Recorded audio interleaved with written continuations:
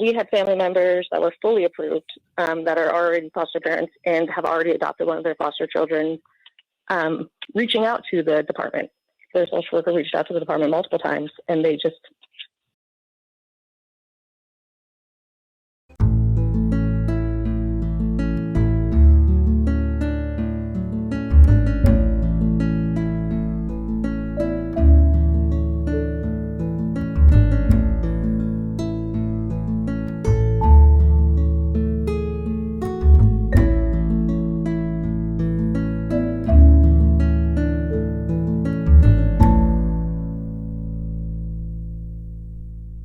To Fight CPS Win. I'm attorney Vincent Davis, and I'm on with our very special guest, attorney Jennifer Ani from my office. Jennifer is a true expert in CPS law. As a matter of fact, Jennifer is what is that special designation you earned, Jennifer? CWS or something? CWLS, Child Welfare Law Specialist. Tell the audience what that means. This is conferred by the National Association of Counsel for Children through the ABA, the American Bar Association, and it just it means that I've put in the time and I have the knowledge and skills to do a great job in these cases for parents and relatives.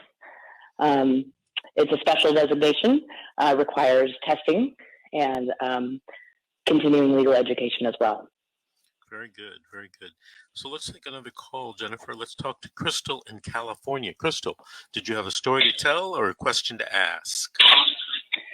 Hi, I have a couple questions to ask, and I'll kind of back it up with a brief description of the case. Sure. I was on your Facebook Live show a couple months back regarding my nephew from Fresno County. Mm-hmm. He was placed with me back in the beginning of 2000 as a newborn, and I had him for about 14 months. I live in a different county than Fresno, and then the paternal family lives in another county as well. We were all working to kind of find a permanency plan because reunification services were terminated in March of 2021. And this is kind of going along with during the whole pandemic thing. So everything kept getting pushed forward and forward and forward. All the hearings. So the deposition hearing didn't happen until 7 months after he was taken and whatnot. Okay. Then after 14 months, social workers switched to the adoption assessment social worker, and she then decided to remove him from my care and place him in a high-risk foster care for adoption. I filed a prospective adoptive parent and a objection to removal in a JV 180. The two prospective adoptive parents and the objection to removal were denied and sent back, stating there was not enough time. It was not the correct time because termination of rights hadn't happened yet.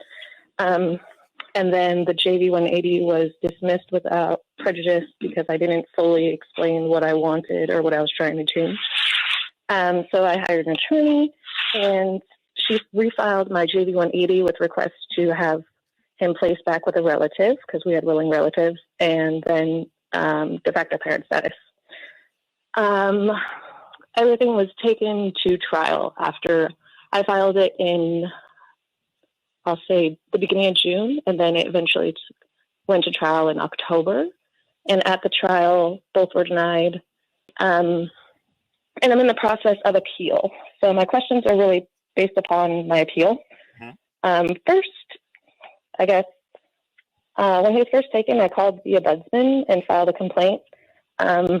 And they finally got back to me, I think in December, saying that they did a full investigation and they came to the conclusion that Fresno didn't do the placement preservation, the 1601.7.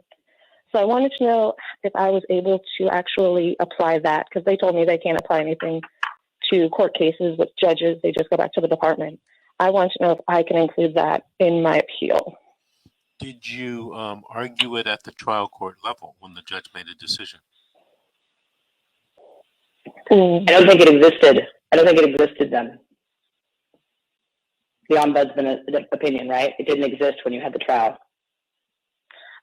So it did, but it hadn't gone into the investigation wasn't complete until late after the decision was made in October. Right. So just so that I'm clear, the ombudsman investigated your complaint and found that, in their opinion, Fresno County had not followed the placement preservation standards, et cetera. But that opinion, did that occur after the October 21 trial? So that's the irony of it. So it happened in between. So I filed the complaint before he was removed. He was removed. I filed the complaint in April. He was removed in May. And my original complaint was actually that they didn't give me a written 14-day notice. And then from the time I filed the complaint until December, they came up with them not actually following through with the placement preservation because they took a month to find the high-risk adoptive family. So right, and the opinion of the ombudsman, the ombudsman's opinion that Fresno didn't do what they were supposed to do, did that occur before the trial in October or after? After, so it's not on the record. Okay. Or I can add it to the record. So, because if any part of it existed before, then you have a responsibility to put it on the record at trial. If it comes after, it's possible to file a motion to, it's called augment the appellate record, but usually they only look, because they're only deciding on things that have happened at trial. Yeah. But if you have that opinion, another JV 180 seeking to modify might be appropriate. And sorry, Vincent, I didn't mean to jump in and cut you off. Oh, no, I agree with you 100%.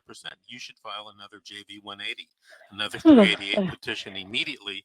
And once the court, I'm assuming will deny it, you combine those appeals when you go up to the, appellate court. Let me ask you something. Did they take the child away from you because there was some type of allegation of abuse or something? Because that's highly unlikely, removing a child from a relative and placing the child with a foster home. Yes. So their allegations were that I was doing unsupervised visits with the father by leaving him at paternal grandmother's house. But I have text messages and whatnot with the reunification social worker that okayed me to take him there for childcare, and that she was in the process of being RFA approved, and she was actually already RFA approved, and placement was going to be with her. And then when social worker switched, this new social worker didn't follow through with that placement, or didn't agree with that placement based upon the unauthorized visit. But okay, so in that statement, they did not file a JV 387. They just removed him without giving the opportunity to me object to the removal, because I filed the objection to removal, but the clerk sent it back because there was no removal with the courts when they removed him. And that's kind of in the record. They don't actually have my initial JV, I think it's 385. They just have a paper saying that they returned back things for not the correct timing. And then also, we had family members that were fully approved that are already foster parents and have already adopted one of their foster children, reaching out to the department. Their social worker reached out to the department multiple times, and they just kind of just pretended like it didn't happen. And I filed that with my, yeah. Let me jump in, because I just got a warning from our engineer about another break. Let me tell you some things you need to do. Number one, you need to file that 388, the new 388 that Jennifer mentioned. Number two, I hope you're working with an appellate attorney. If you're not, please do so. Please call and find one. There's some very good appellate attorneys around the state of California that handle these matters. I nominate Jennifer Ani. So call us at the office and ask to speak to Jennifer. The third thing that you must do, and this is just my own humble opinion, you should file a complaint with the Department of Health and Human Services and the Department of Justice Civil Rights Division about what this social worker has done or not done in this case. To me, It is so wrong for these workers to take children out of family homes and not place them with other family members if that's available. I'm not making any comment about the allegations about what you did or didn't do. You're entitled to a hearing under 366.26N, in my humble opinion. So if you want to talk to us any more about this, please call us on Monday, 888-888-6582, and we'll go more in depth about it. It really hurts. Let me sneak in one comment quickly, and that is in Fresno, most of the juvenile dependency cases are managed by a criminal, and there's always a right to seek a ruling from a judge. Okay. Very good. Crystal, thank you for calling. We'll talk to you in about 4 to 6 weeks, give the audience an update on what's going on. This is The Secret, How to Fight CPS and Win, and we'll be right back after these messages.